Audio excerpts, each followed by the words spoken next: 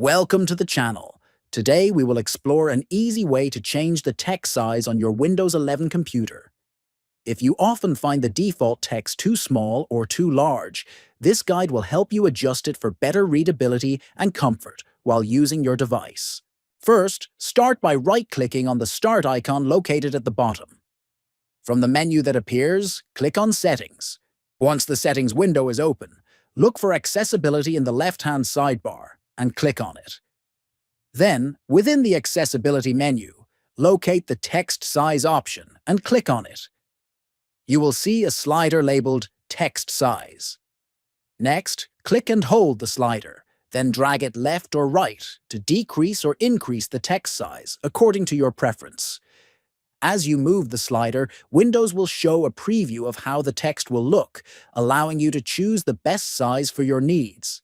Finally, after adjusting the slider to your desired size, click Apply to save the changes. If you found this video helpful, please subscribe to the channel, give it a thumbs up, and share it with your friends. Thanks for watching and stay tuned for more practical Windows tips.